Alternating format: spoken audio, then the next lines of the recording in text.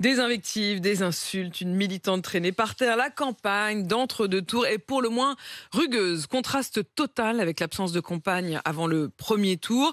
Est-ce que ces événements, parfois violents, ont toujours existé dans les campagnes présidentielles précédentes? C'est le reportage de la rédaction. Il est signé ce matin, Florian Chevalet. Marine Le Pen est sur le point de terminer sa conférence de presse lorsque soudain,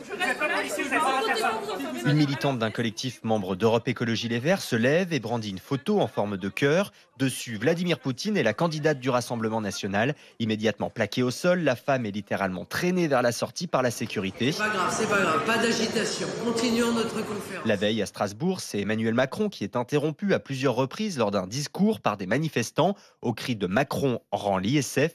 Plus tôt dans la journée, le président candidat est interpellé par un retraité lors d'un bain de foule. J'ai jamais vu un président de la 5e République aussi nul que vous. Je vous respecte aussi, mais je ne voterai jamais pour vous. Je l'entends, simplement, c'est pas très argumenté. Des incidents qui n'ont rien de nouveau. François Mitterrand chahuté en 1988 lors d'un meeting par des partisans de Jacques Chirac, lui-même insulté par des jeunes lors d'un déplacement de campagne en 2002.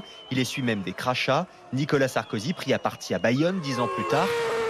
Selon Vincent Martini, professeur de sciences politiques à l'université de Nice, à toutes les élections présidentielles depuis un demi-siècle, on retrouve des événements de ce type. Ces chahutages, ils sont liés à la dimension très polarisée de l'élection présidentielle, qui insiste sur des candidats, des personnalités, et dans lesquels vous avez un fan club, et puis vous avez ceux qui les détestent. Alors, par ailleurs, on a là Marine Le Pen, par sa présence à l'extrême droite, par une espèce de mémoire de mouvements antifascistes très fortement opposés à elle et à la famille politique qu'elle représente, et à sa famille tout court d'ailleurs. Et quant à Emmanuel Macron, il polarise aussi énormément de gens, puisqu'il génère une forme d'hostilité qui confine parfois à la haine. Donc voilà, je pense qu'on a deux personnalités qui marquent beaucoup les imaginaires, en bien ou en mal, et donc il n'est pas étonnant, encore une fois, qu'il y ait des prises à partie aussi fortes les concernant. Si pour lui, il existe toujours un danger que l'on s'en prenne physiquement aux candidats, ces débordements font partie de la vie démocratique.